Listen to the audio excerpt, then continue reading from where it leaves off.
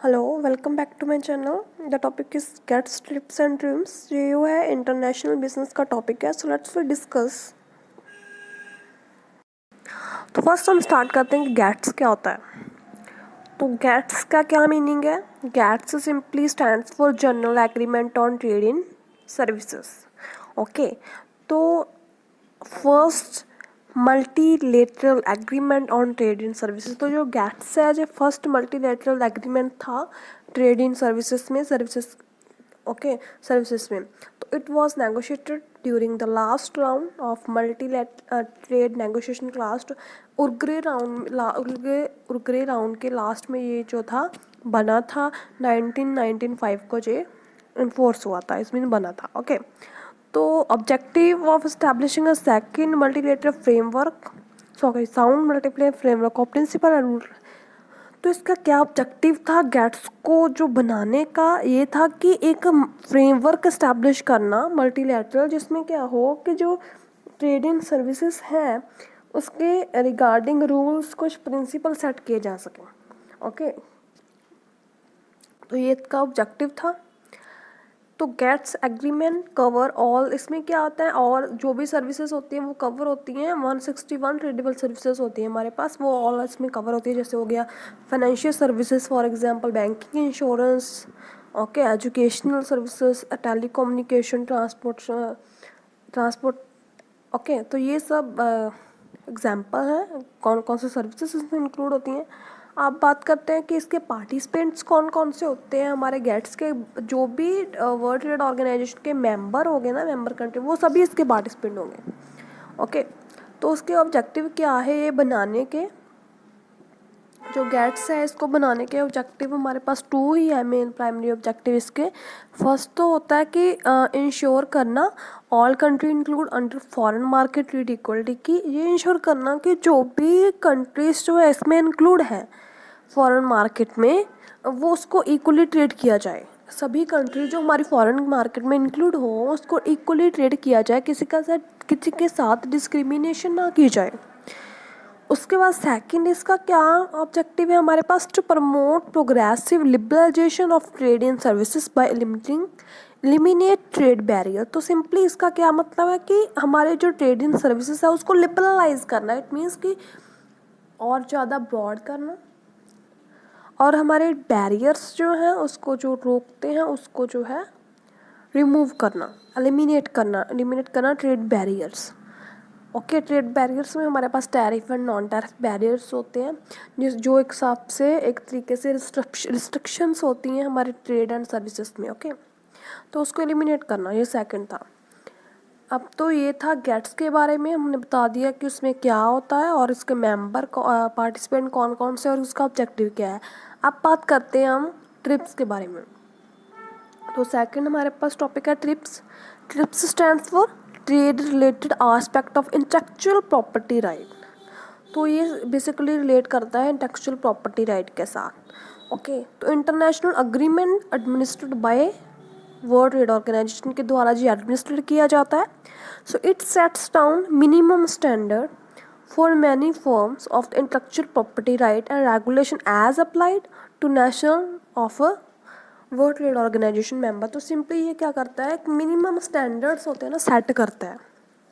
किस पर्पज के लिए? इंटेलेक्चुअल प्रॉपर्टी राइट को सेव रखने के लिए, उसके रिगार्डिंग कुछ रेगुलेशंस प्रोवाइड करने के लिए जो अप्लाई की जाती हैं टू नेशनल WTO मेंबर के। ओके, सो ये कब बना था? It was negotiated at the end of the Uruguay round के एंड में। ये जो था बना था उर्ग्रे राउंड ऑफ गेट, जो general agreement on tariff trade का जो उर्ग्रे राउंड था उसके एंड में जो बना था। सो इसमें क्या क्या एग्रीमेंट कवर होते हैं, ट्रिप्स में क्या क्या चीज़ें कवर होती हैं? इसमें कॉपीराइट्स कवर होते हैं, जियोग्राफिकल इंडिकेशंस, इंडस्ट्रियल डिज़ाइन जैसे पेटेंट्स हो गया, और ट्रेडमार्क। तो इसके फीचर देख लेते हैं अब कौन कौन से हमारे होते हैं ट्रिप्स के।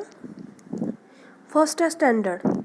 ये स्टैंडर्ड सेट करता है, मैंने बता दिया कि मिनिमम स्टैंडर्ड सेट किए जाते हैं इसमें। उसके बाद इसको इन्फोर्स किया जाता है, उसको लागू किया जाता है।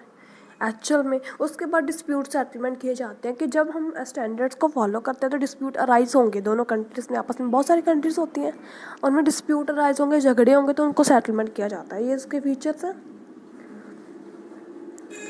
Trips also specific enforcement procedure, remedies and dispute resolution. यही मैंने बता दिया कि ये क्या करता है। इन्फोर्समेंट प्रोसीजर इसमें होता है कि कैसे उसको प्रॉपर जो है स्पेसिफाई करता है कि कैसे ट्रिप्स को हम इन्फोर्स करेंगे, लागू करेंगे, उसका प्रॉपर प्रोसीजर दिया होता है इसमें।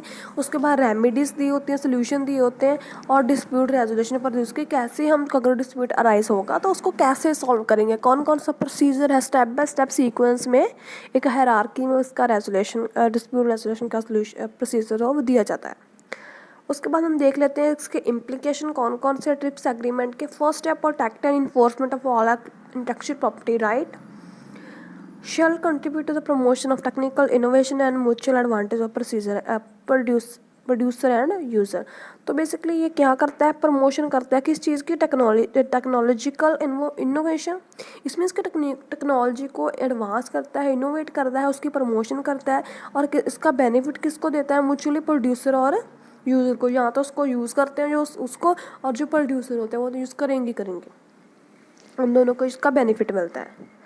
सेकेंड इम्प्लीकेशन हम देख लेते हैं इसकी क्या है। Implication of trips is that member country should design domestic intellectual property right legislation on the basis of trips provision. तो जो भी हमारी डोमेस्टिक कंट्री होगी, हमारी जो एक्चुअल में जो डोमेस्टिक कंट्री है, ना कि फॉरेन कंट्री, उसमें कैसे जो है बनाया जाता है प्रोविजंस जो होती हैं उसके, ट्रिप्स के प्रोविज़न के अकॉर्डिंग। तो implication of trips is that member country should design, वो भी अपना वैसे ही डिज़ाइन करेंगी अपनी प्रोविजंस जैसे कि हमारे ट्रिप्स में एक्चुअल प्रोविजंस है। ओके। थर्ड क्या है, in India government has made the major amendment to 1970 patent act in 2005 to accommodate TRIPS. So India ने क्या किया, अमेंडमेंट कर दी, मेजर अमेंडमेंट की थी ट्रिप्स के प्रोविज़न के अकॉर्डिंग, अपने पेटेंट को थोड़ा अमेंड किया था। ओके, 2005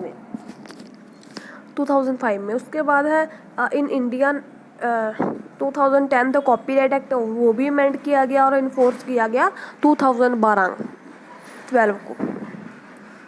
थर्ड टर्म हमारे पास आती है ट्रिम्स। तो ट्रिम्स क्या होगा, TRIMS means trade related investment measure, तो इन्वेस्टमेंट के साथ रिलेटेड है। Okay, agreement on trade related investment measure cast for introducing national treatment for foreign investment.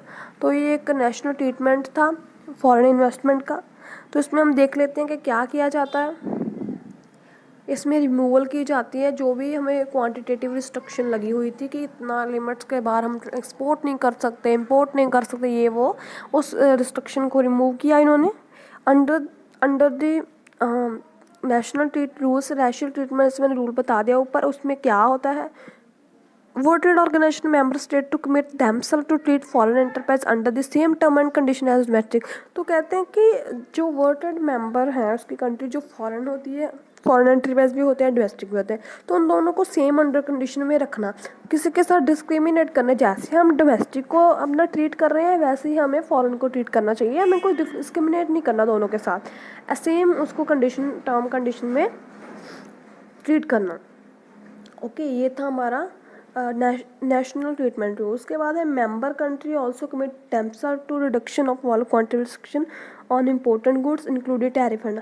तो जो मेंबर कंट्री है वो ऑल्सो कहते हैं उसने रिडक्शन की अपनी क्वांटिटेटिव रिडक्शन में, जो भी गुड्स इंपोर्ट की जाएंगी, और रिस्ट्रिक्शन कौन से होगी, जैसे टैरिफ एंड नॉन टैरिफ को उन्होंने क्या किया, रिड्यूस किया सिंपली। ओके, अब इसके बाद देख लेते हैं फीचर कौन कौन से हमारे ट्रिम्स के। It applies only to investment measure related to trade in goods. तो जो ट्रिप्स था वो सर्विसेज के साथ रिलेटेड था, नो ट्रिप्स नहीं, सॉरी, वो गेट्स था। ओके, तो ये जो है ट्रिम्स है ये सिर्फ कहते हैं कि ये गुड्स के साथ रिलेटेड है, ना कि सर्विसेज के साथ। क्लियर। सेकंड है focus on discrimination treatment of product. तो कहते हैं कि फोकस करता है कि किसी के साथ डिस्क्रिमिनेट ना हो। Okay, discriminated treatment of product. Third देख लेते हैं, does not regulate the entry of. तो ये जो फॉरेन इन्वेस्टमेंट में एंट्री होती है, जहाँ फॉरेन इन्वेस्टर की एंट्री होती है, इसको रेगुलेट नहीं करता सिंपली। ओके, उनको छूट दिया कि जो मर्जी वर्क एंट्री करें। Common major concern major apply to both. So कहते हैं कि जो टर्म कंडीशन हमें पहले बता दिया कि सभी को कॉमन अप्लाई करना, दोनों को इक्वली ट्रीट करना, जैसे हम डोमेस्टिक फर्म को ट्रीट करते हैं वैसे में फॉरेन को ट्रीट करना, किसके साथ डिस्क्रिमिनेट नहीं करना। तो ये था ओवरऑल अबाउट था हमारा जो था ट्रिम्स था जो है इन्वेस्टमेंट मेजर के साथ रिलेटेड था, और हमारा जो ट्रिप्स था वो स्पेसिफिकली किसके साथ रिलेटेड है, इंटेलेक्चुअल प्रॉपर्टी राइट के साथ, जैसे कॉपीराइट हो गया, ओके, पेटेंट हो गया, ट्रेडमार्क हो गया। तो जो गेट्स था वो किसके साथ रिलेटेड था, वो सर्विसेज के साथ रिलेटेड था। ओके, तो do like comment share and thank you so much.